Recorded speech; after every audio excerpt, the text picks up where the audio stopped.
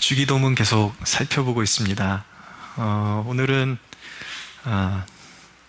전반부의 세 강구는 전적으로 하나님께 초점을 맞춘 하나님의 영광만을 구하는 간구라고 말씀드렸습니다. 그리고 오늘부터 이렇게 진행되는 또 후반부의 세 강구는 인간의 그 위치에서 하나님께 올려드리는 간구라고 말씀드릴 수가 있겠습니다. 우리의 필요, 오늘은 이제 일용할 양식을 주시옵고 라는 대목을 살펴보게 될 것입니다. 여러분, 계시란 무엇입니까? 사람들이 계시 받았으면 좋겠다 라고 이야기들을 많이 하는데, 답답할 때에 계시는요, 이미 온전한 형태로 사도들과 선지자들을 통해서 기록되어 있는 말씀, 하나님의 말씀 그 자체가 계시입니다. 그래서 정확한 표현으로 우리에게 계시가 임한다라는 것은 사실 성령께서 이 계시된 말씀을 비추어 주신다라는 뜻을 가지고 있는데, 이 성경을 열어서 보여주는 것, 그러니까 여러분들이 잘 이해가 안 됐는데 성령님께서 여러분들에게 직접적으로 열어서 그 의미를 깨닫게 해주실 때 그게 이제 빛이 임하는 거예요. 그게 계시예요. 그게 그리고 설교자를 통해서 여러분들이 잘 알지 못했던 것들을 설교자가 기도하면서 이 말씀 앞에서 하나님의 그 성령의 조명하심 가운데 깨달은 것들이 오픈될 때, 그것이 하나님의 계시가 임하는 순간이에요. 근데 사람들이 엄한 곳에서 계시를 찾거든요. 내 삶에 그 해당되는 문제는 언제 이야기해 줄까? 매 주마다 선포되고 있습니다. 여러분들이 딴 걸 원하니까, 많은 사람들이 딴 걸 원하니까 매주 하나님이 계시를 오픈해서 열어주시는데도, 예언의 참 의미도 그런 거예요. 하나님의 말씀을 오픈해서 열어주고 성령님께서 여러분들의 삶 가운데 여러분들의 삶에 필요한 말씀이 적용되어지도록 그 말씀을 심어주시는 거, 열어서 보여주시는 거, 이게 예언이에요. 여기 하나님의 계시가 열리게 되면은 거기에 영적 원리라는 것이 담겨 있습니다. 그 영적인 원리를 체득하면 우리의 삶에 영적으로 묶여있던 문제들이 풀어지기 시작합니다. 인생의 어려운 문제들이. 근데 제가 한번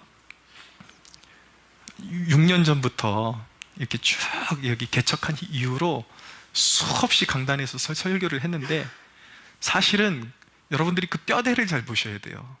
수없이 살을 붙이고 성경 본문에 따라서 다른 이야기를 하는 것 같지만 매주 똑같은 얘기를 하는 거예요. 똑같은 얘기. 그게 진리예요. 진리라면 이럴 때 이렇게 변했다, 저럴 때 이렇게 변했다, 그럴 수가 없는 거죠. 그러니까 여러분들이 말씀을 잘 들으시면 원리라는 것을 깨닫게 되는 거예요.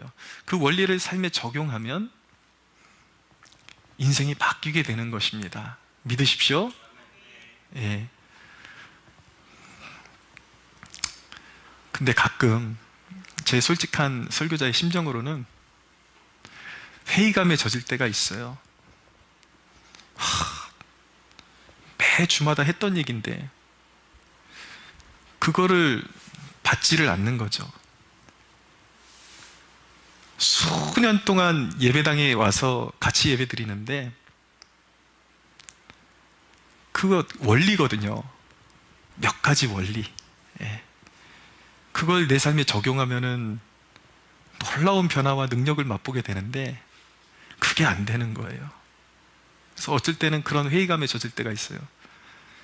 매주 설교하면 뭐 하나,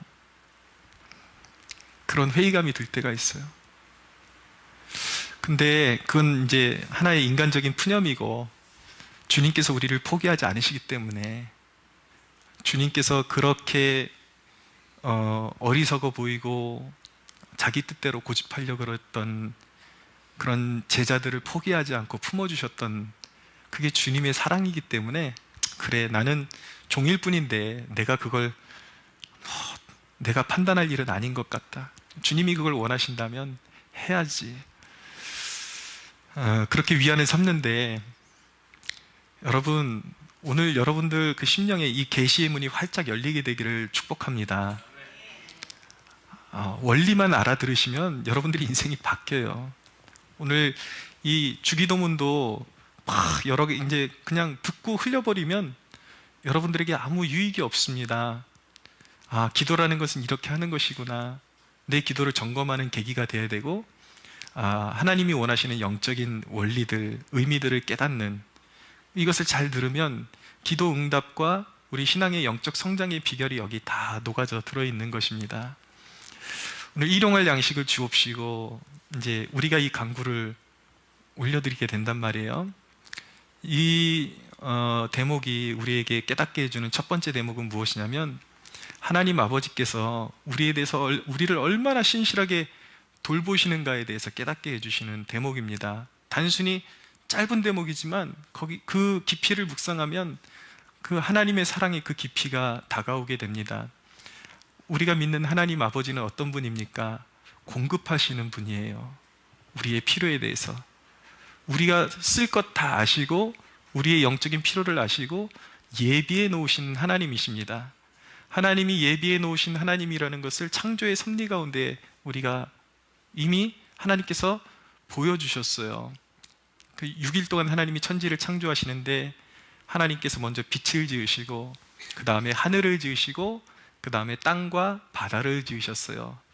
이 공통점을 보면 여러분들, 하나님이 먼저 공간을 예비하세요. 공간을 예비하시고 넷째 날부터는 채소와 그리고 열매 맺는 나무들을 그 땅에, 하나님께서 미리 예비해 놓으신 땅에 이제 자라나도록 허락하십니다. 그 다음 하나님께서 하늘과 땅을 나누셨으니까, 바다와 땅을 나누셨으니까 하늘의 새와 땅에, 하늘의 새와 그 물 안에, 바다 안에 물고기들을 하나님께서 지으세요. 그 다음에 마지막 6일째에 하나님께서 짐승들과 가축들과 제일 마지막으로 사람을 지으십니다.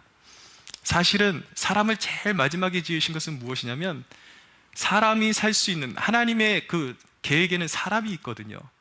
온 천지 만물이 지어진 그 계획과 그 의미는 누구에게 있냐면 사람에게 있는 것입니다. 하나님이 사람들을 너무나도 사랑하셔서 사람과 함께 동행하기를 원하셔서 공간을 예비하시고 먹을 것을 예비하시고 또 천지 만물을 아름답게 하셔서 온 세상을 가꾸면서 누릴 수 있도록 모든 것을 예비하신 다음에 사람을 지으셨습니다. 하나님은 예비하시는 하나님이세요.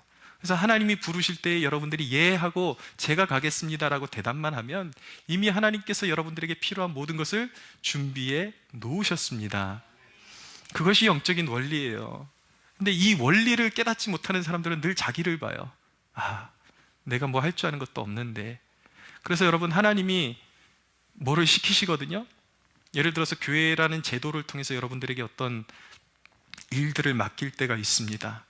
그때 흔한 사람들의 반응이 저는 준비가 안 됐어요. 그런데 준비가 됐는지 안 됐는지는 하나님이 결정하시는 거예요.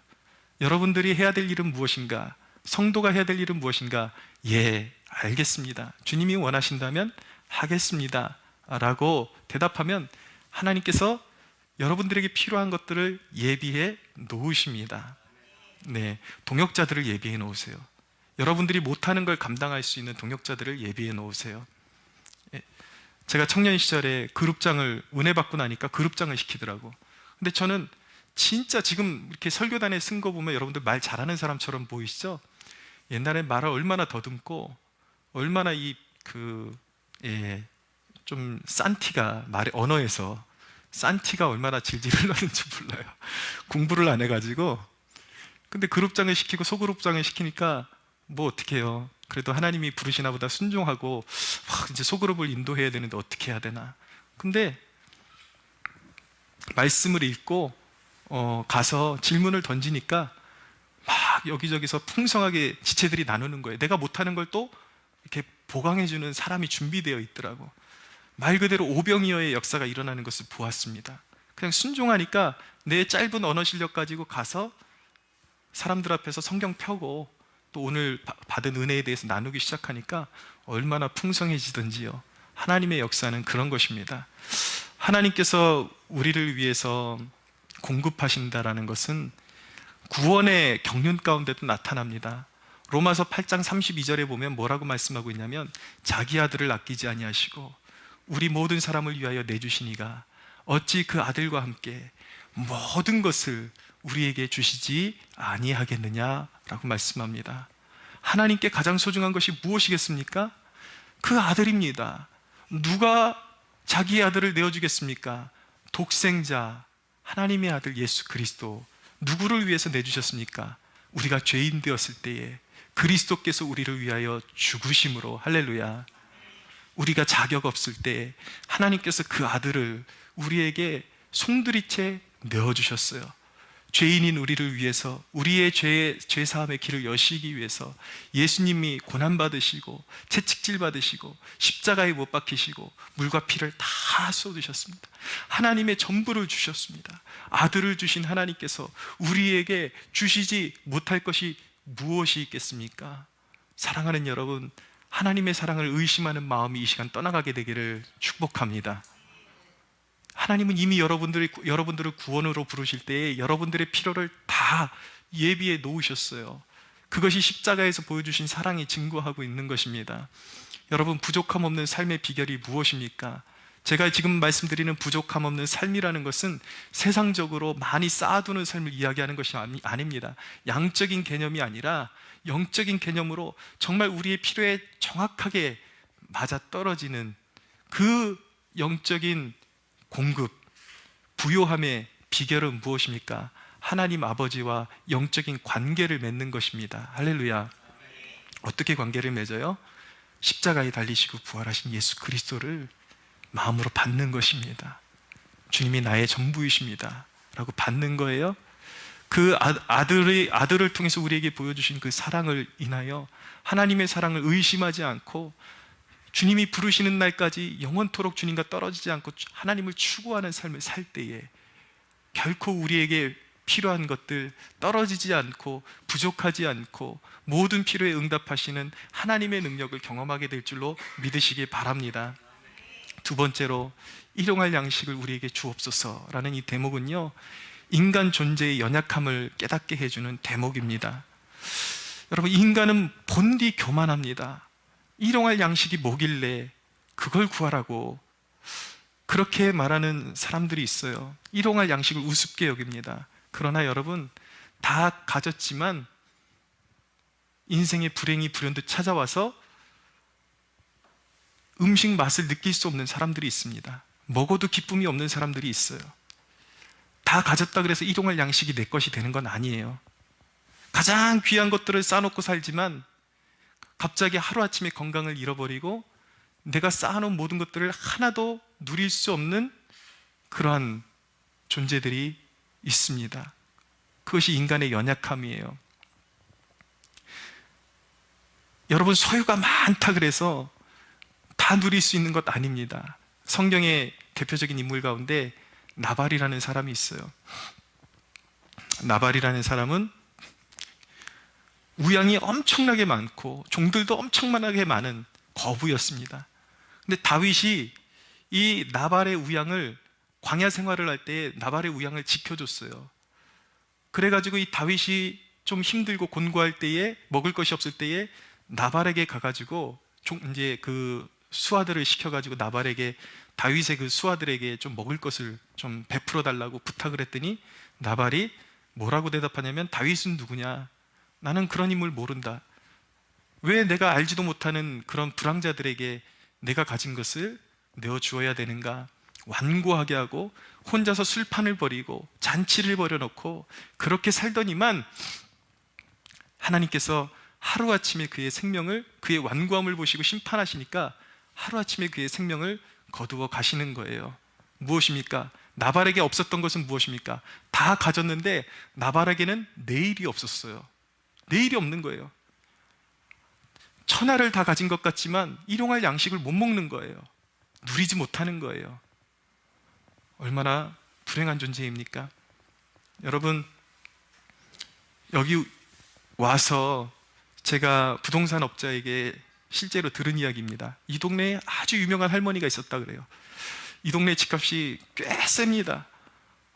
정말 이렇게 우리같이 서민들은 허리가 휠 정도로 좀 셉니다. 근데 여기 아파트를 몇 채나 가진 할머니가 있는 거예요. 근데 그 할머니가 하는 일은 무엇이냐면 폐지를 줍는 것입니다.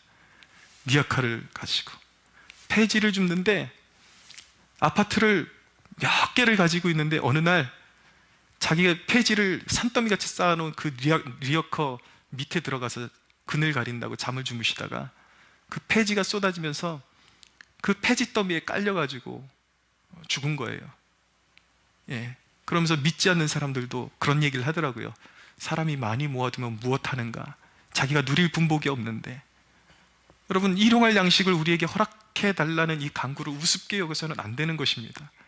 가졌다고 일용할 양식을 누릴 수 있는 게 아니에요. 천하를 소유했다고 일용할 양식을 누릴 수 있는 게 아니에요. 하나님이 허락해 주셔야 일용할 양식을 누리며 살 수 있게 되는 것입니다. 여러분, 우리의 인생은요, 불필요한 것을 쌓아두고 불행한 삶을 사는 것보다 적기에 필요한 만큼, 필요한 때에 필요한 만큼 하나님의 일용할 양식을 통해서 영적인 기쁨을 누리면서 사는 것이 우리가 추구하며 살아가야 할 길이라는 것을 기억하시기 바랍니다. 여러분들 우리가 흙이라는 것을 기억하십시오. 많은 사람들이 너무 교만해요. 우리의 마음 은연중에 너무 교만해요. 하나님 앞에 일용할 양식을 구하지 않는 것은 영적인 교만 때문에 그렇습니다. 우리의 삶 가운데 하루하루 하나님의 영광을 구하면서 우리가 구해야 될 기도는, 간구해야 되는 것은 무엇입니까? 하나님, 일용할 양식을 누릴 수 있는 은혜를 주옵소서. 할렐루야. 늘 기도하셔야 돼요. 세 번째로, 일용할 양식을 주옵시고, 이 대목은요, 인간 존재에게 진정으로 필요한 필요가 무엇인지를 우리에게 또 깨닫게 해주는 대목입니다. 여러분, 일용할 양식을 주옵소서. 이것은 우리가 하나님 앞에서 이 땅에 구원받은 자로서, 하나님의 백성들로서 영적 삶을 영위하는데 진짜 필요한 것은 일용할 양식이면 족하다라는 것입니다. 그 이상으로 집착하는 것은 탐욕이에요. 그렇다고 해서 여러분, 경제 생활을 하면 안 된다, 그리고 좀 모아두면 안 된다, 그런 이야기가 아니에요. 인간은 끊임없이 일용할 양식 이상을 자기 것으로, 자기의 소유로 만들기 위해서, 자기만이 사용하기 위해서 탐닉을 부립니다. 성경이 말씀할 때 그것을 탐욕이라 그러는 거예요. 예. 인간의 정욕이라고 말하는 것입니다. 모을 수 있고 많이 벌 수 있어요. 그러나 우리에게 정작 필요한 것, 내게 허락해 주신 것은 일용할 양식의 분량이라는 것을 인정하고, 나머지는 어떻게 해야 되는 것입니까? 하나님의 목적과 하나님의 필요에 합당하게 사용할 수가 있어야 하나님이 인정하시는 것입니다. 이것을 잃어버리면 인생이 불행해지는 거예요. 인간의 진정한 필요가 무엇입니까? 우리가 진정으로 먹을 것은 일용할 양식으로 족해요. 인간에게 진정한 필요는 첫째로 무엇이냐면 영의 양식이 필요한 것입니다. 저와 여러분에게는 떨어지지 않는 영의 양식이 필요합니다. 충만한 영의 양식이 필요합니다. 할렐루야. 여러분, 우리의 심령의 두려움과 그런 염려, 이런 것들은 무엇입니까? 두려움과 염려, 이런 것들은요, 우리가 영적으로 영양실조에 걸려 있다라는 증상인 것입니다. 영적인 영양실조예요. 매일의 삶 가운데 하나님의 은혜를 공급받지 못하기 때문에 나오는 현상인 거예요. 여러분, 목회를 하다 보면, 특별히 개척 목회는 불현듯 두려움이 다가올 때가 참 많습니다. 늘 그런 일과의 싸움이에요. 며칠 전에 그런 답답한 마음 가지고 제 사모와 함께 기도원에 올라갔습니다. 여기 가까운 데 영락기도원이 있거든요. 영하 2도의 산기도를 갔어요. 산기도를 갔는데 의외의 그것을 발견했습니다. 뭐냐면, 영하 2도의 산에 올라가면은 추워 죽을 줄 알았는데 그 숲 안에 이렇게 둘러싸여 있는 너무 평안한 거예요. 너무 온화하고, 참 의외다. 저는 이렇게 늘 이렇게 교회 안에서만 기도를 이렇게 제단을 쌓지 야외에서 그렇게 여러 번 많이 가지는 않거든요. 특별히 겨울에는 그렇게 야외에서 잘 기도하지 않았는데 요번에 가서 한번 느낀 것이 무엇이냐면, 와, 한겨울에도 산기도 해도 충분히 하겠구나 라는 것을 깨닫게 된 거예요. 그러면서 불현듯 드는 생각이, 인간들의 사람들의 마음속에 있는 그 신화들, 절대 겨울에는 이거 안 된다, 왜 사람들이 영적인 그런 자기만의 한계를 깨고 나오지 못하는가, 이미 결론을 다 내려놨어요. 겨울에는 결코 산기도 안 된다, 인간은 금식 평생 금식 한번 못 해본 사람들의 이야기는 인간은 3일만 굶어도 죽는다라는 강한 신념과 믿음을 가지고 한 번도 금식다운 금식을 도전을 못 해보는 것이죠. 그러니까 제가 해보니까 아니더라고요. 은혜를 갈망하고 나아가는, 정말 죽고자 하는 자는 살리라 주님께서 말씀하셨는데, 정말 죽음을 두려워하지 않고 가는 그곳에 언제든지 하나님의 보호하심이 있고 인도하심이 있다는 것을 깨닫게 되는 것입니다. 산기도를 갔는데 산에서 한 2시간 정도 부르짖고 나면요, 마음이 부요해져요. 쉬운 표현으로 빵빵해져요, 마음이. 여러분, 그것이 그리스도인의 승리의 원칙이라는 것을 아십니까? 예수님께서 십자가를 지시러 가시기 전에 이제 마지막 겟세마네 기도에서 주님께서 3번을 간절하게 아버지께 부르짖으셨는데, 그때 주님께서 하신 말씀이 뭐냐면, 내 마음이 죽을 것 같다라고 말씀하셨어요. 예수님께서 우리의 죄를 위해서 십자가를 지실 때 그분이 하나님이시기 때문에 아무런 두려움 없이 십자가를 지신 게 아니에요. 주님께서 우리의 저주를 담당하시고 우리의 두려움을 담당하시기 위해서 그분도 우리와 똑같은 컨디션에서 인간의 몸을 입으시고 그 유약한 심령 가운데 십자가를 지신 거예요. 얼마나 무섭겠습니까? 로마의 극악한 강도들에게만, 정치범들에게만 행하는 십자가의 사람을 잔인하게 못 박혀 죽어가서 서서히 고통 가운데 죽이는 그 고통을 생각할 때 얼마나 두려웠겠어요. 근데 예수님께서 겟세마네 기도를 충만하게 드리시고 난 다음에 갑자기 내 마음이 죽겠다고 하시던 분들이 벌떡 일어서셔가지고 제자들을 깨웁니다. 가자, 이젠 때가 되었다, 담대하게 가자 라고 말씀하시는 거예요. 여러분, 세상에게 지고 인간의 그 삶이 망가지고 그리고 패망하는 이유는 심령이 망가지고 심령이 힘이 없기 때문에, 마음의 힘을 잃어버렸기 때문에 패망하는 거예요. 마음이 담대해지고 하나님을 의지하면 우리는 넉넉히 이길 수가 있습니다. 할렐루야. 그 영적인 논리, 우리에겐 영의 양식이 필요하다니까요. 하나님의 말씀으로 부요해지고 영의 양식으로 풍성해져야 하는 것이죠. 여러분, 삶에 사람마다 어떤 인생의 틀을 가지고 살아갑니다.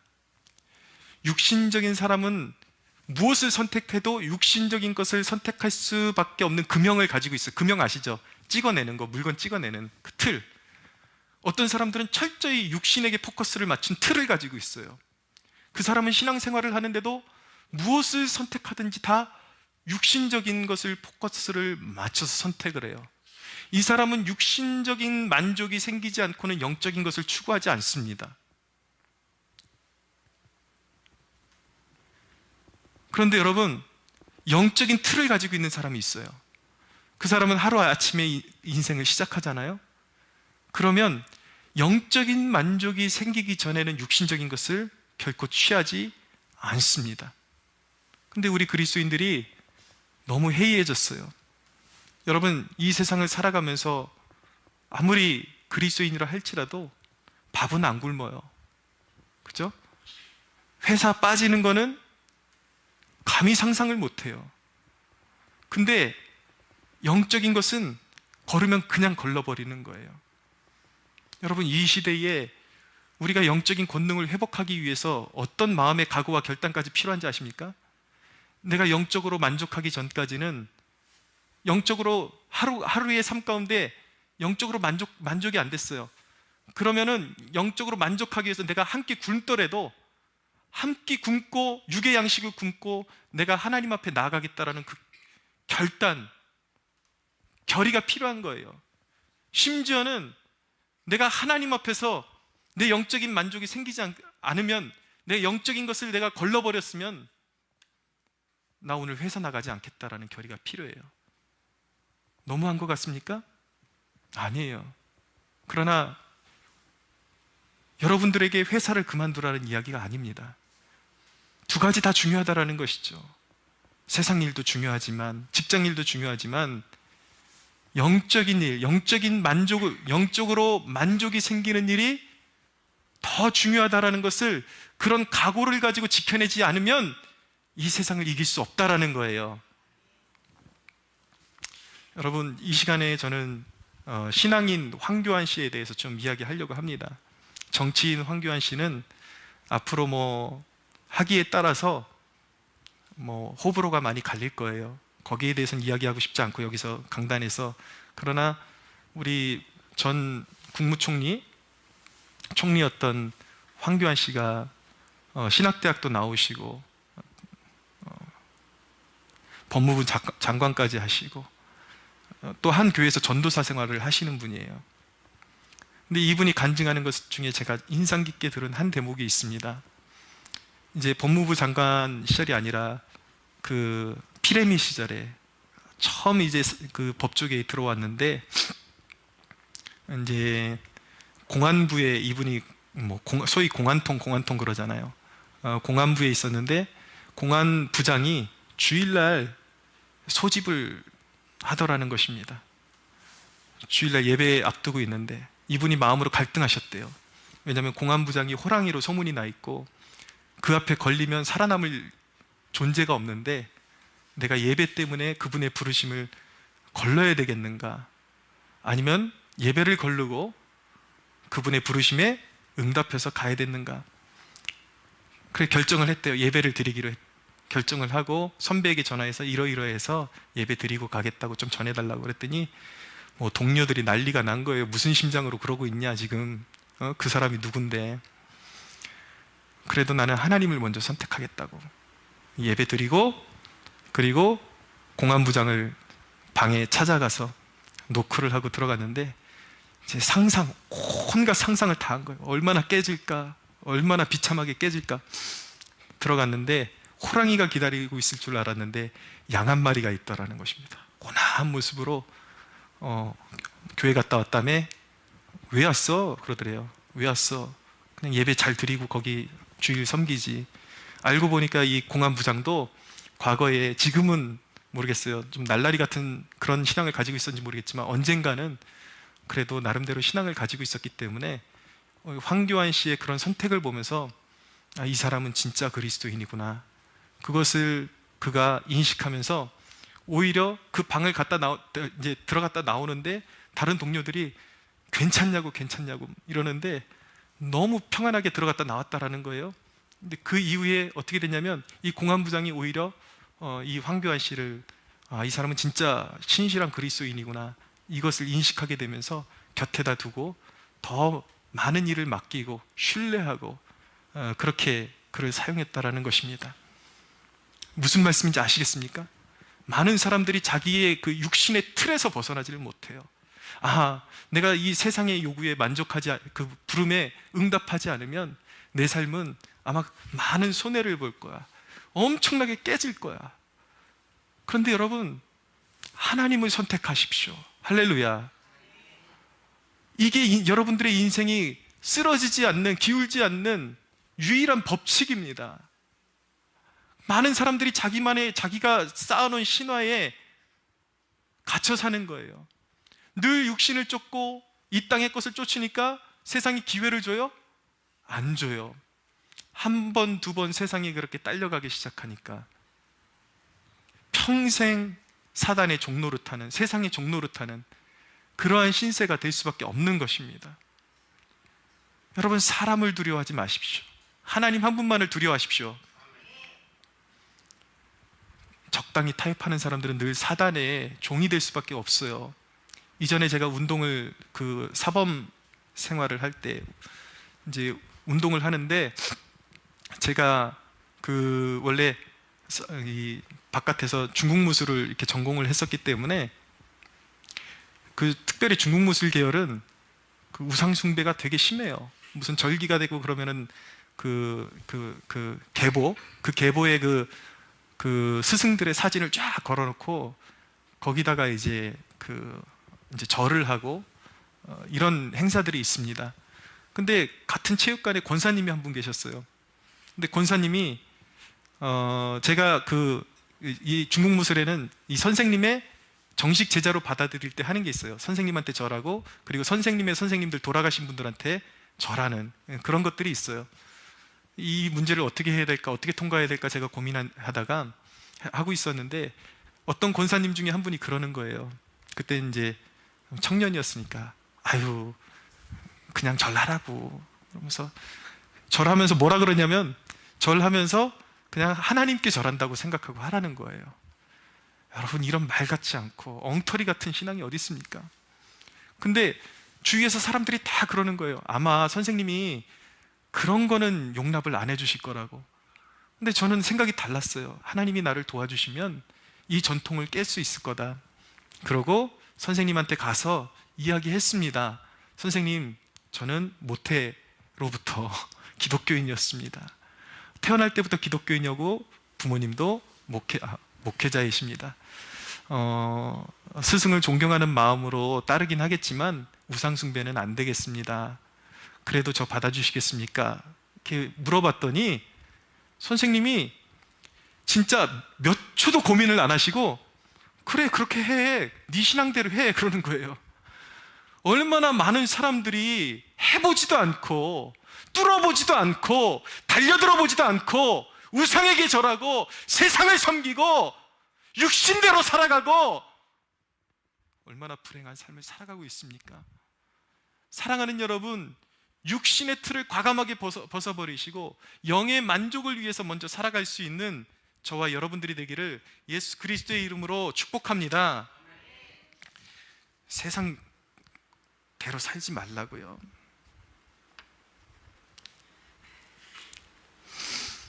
여러분, 우리에게, 인간에게는 두 번째로 하나님 나라의 비전이 필요합니다. 여러분, 땅의 것에 집착하는 사람들은 왜인지 아십니까? 땅이 그의 비전이기 때문이에요.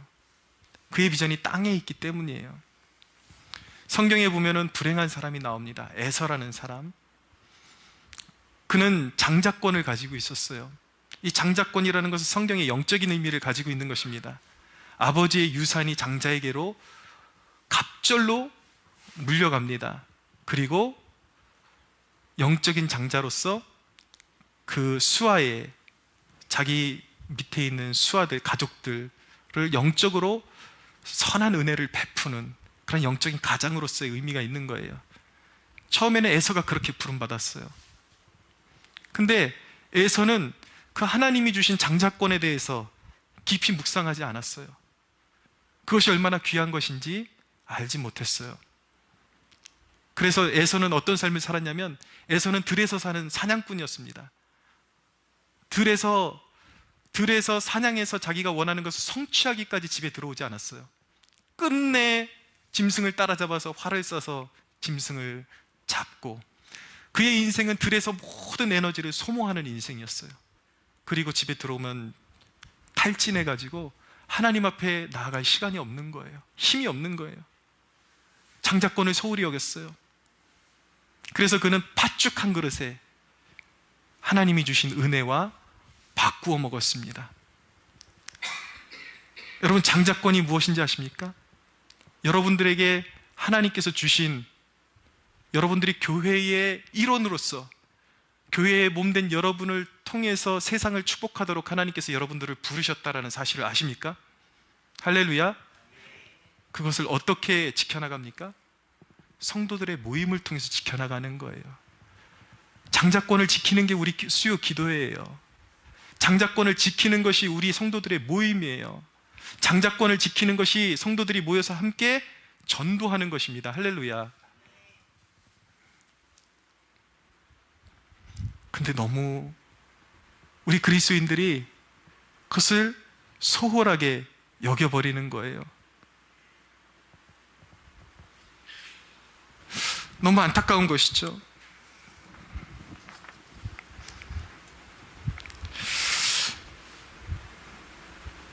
여러분, 우리 그리스도인들의 비전은요, 일용할 양식 그 이상의 것을 위해서, 세상에 먹을 것을 위해서 살아가는 존재들이 아닙니다.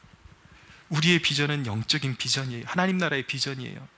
교회를 세우고, 교회를 통해서 하나님 나라를 확장시켜 나가고, 이 땅에 하나님의 공의와 하나님의 정의가 실현되게끔 내 삶을 하나님께 내어드리고, 교회의 이름으로 사람들을 축복하고 복음을 전하고 주님 오신 날을 예비하는 것이 우리의 비전임을 마음속에 깊이 각인하는 축복이 있게 되기를 바랍니다.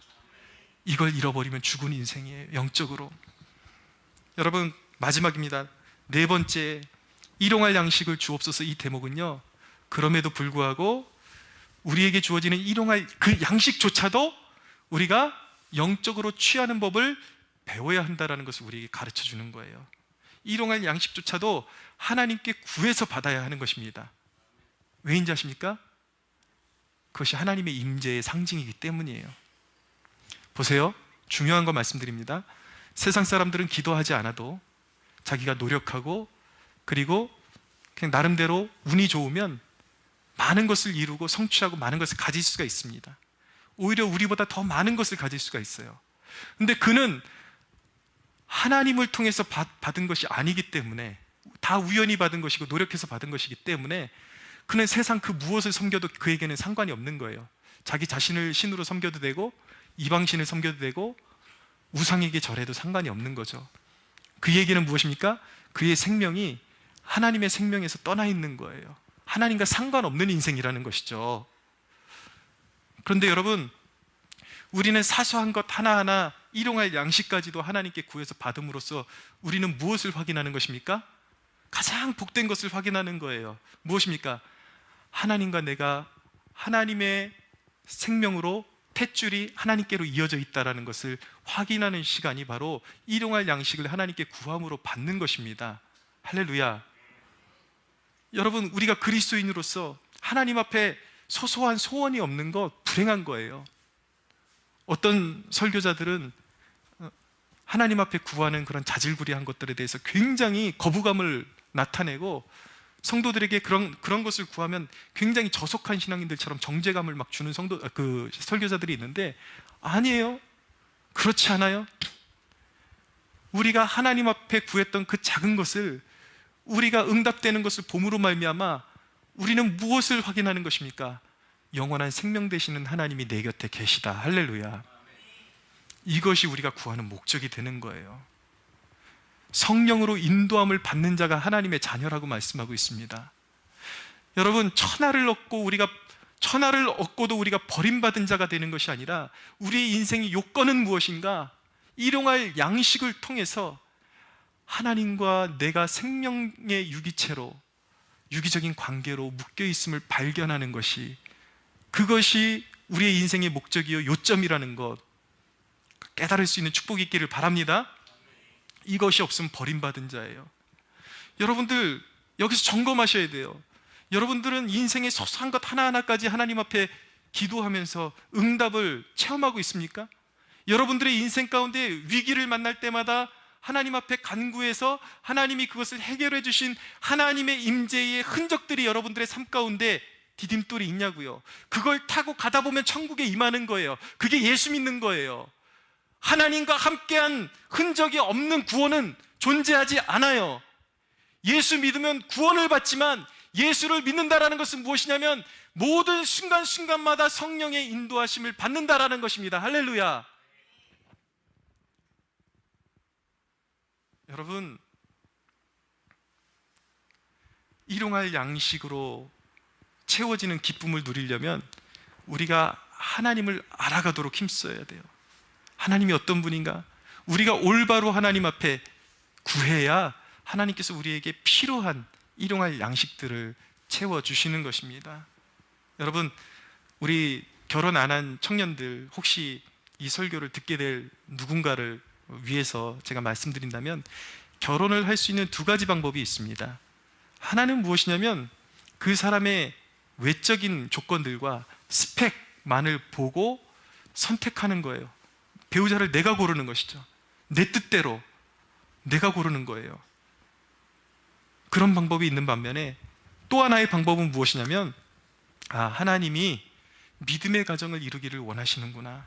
그래서 세상의 그 어떤 조건보다도 하나님 앞에 믿음의 가정을 세워갈 수 있는 배우자를 하나님께 구해서 받는 방법이 있습니다. 하나님께서 구해서 받는 그 배우자가 조금의 연약함이 있고 부족함이 있을 줄 모르겠지만, 그가 하나님께서 우리에게 이 땅의 청년들에게 베풀어 주시는 일용할 양식임을 기억하시기 바랍니다. 할렐루야. 우리의 인생에는 하나님이 주신 일용할 양식이 제일 좋은 거예요.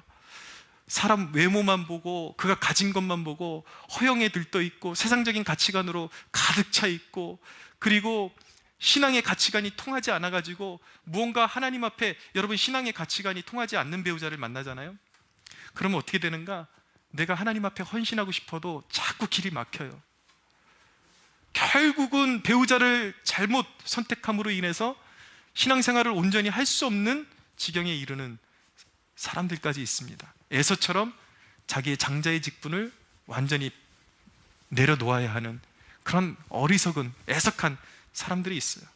그래서 여러분, 우리 청년들은 특별히 배우자를 고를 때에 그 사람의 그런 어떤 외적인 조건이나 스펙이나 그 사람이 가지고 있는 것, 이런 것이 아니라 하나님 앞에 구해서 하나님이 허락하신 일용할 양식을 선물로 받아야 할 줄로 믿으시기 바랍니다. 말씀을 맺겠습니다. 하나님은 하나님의 백성들에게 부요하십니다. 아브라함에게 하나님께서 25년 만에 정말 약속의 자손 이삭을 주시고서 청천벽력과 같은 요구를 하십니다.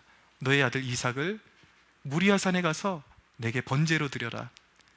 아브라함은 주저하지 않습니다. 왜냐하면 주신 분이 하나님이시기 때문에, 그리고 이 아들을 통해서 천하 만민이 복을 받으리라고 이미 약속하셨기 때문에 뭔가 있겠지, 이해는 안 가지만 하나님의 말씀에 의지하여 모리아산으로 이삭을 데리고 갑니다.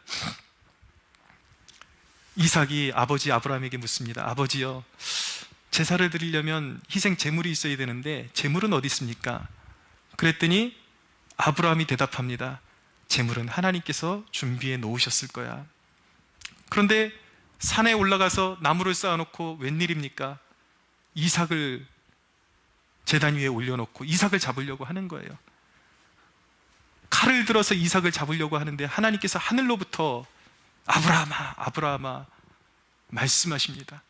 그러면서 내가 너의 진심을 보았다 라고 말씀하시고 이삭도 돌려주시고, 그리고 옆에 보니까 제사를 이삭 대신에 드릴 수 있는 양을 한 마리를 준비해 놓으신 것입니다. 할렐루야. 여러분들의 인생을 하나님 앞에 드리기를 주저하지 마십시오. 하나님은 선하십니다. 하나님은 자비하십니다. 여러분들의 인생이 왜 막혀 있는지 아십니까? 여러분들이 수없이 그렇게 하나님에 관한 이야기들을 들었음에도 불구하고 왜 여러분들의 인생이 영적으로 막혀 있는 줄 아십니까? 하나님을 신뢰하지 않고 이미 여러분들에게 주신 것이 다 하나님의 것인데 하나님께 드리기를 주저하니까, 의심하니까 길이 열리지를 않는 거예요. 사랑하는 여러분, 모든 의심을 벗어버리시고 하나님의 선하심과 자비하심을 의지해서 하나님께 모든 것을 기꺼이 드리십시오. 헌신하십시오. 여러분들의 인생을 송두리째 드리십시오. 할렐루야. 하나님께서 여러분들의 인생을 책임지시고 때에 따라 공급하시고 가장 필요한 것들을 주시고 여러분들의 인생을 귀하게 사용하시는 그런 은혜가 여러분들의 삶 가운데 차고 넘칠 줄로 믿으시기 바랍니다. 우리 하나님께 영광의 박수 올려드리겠습니다.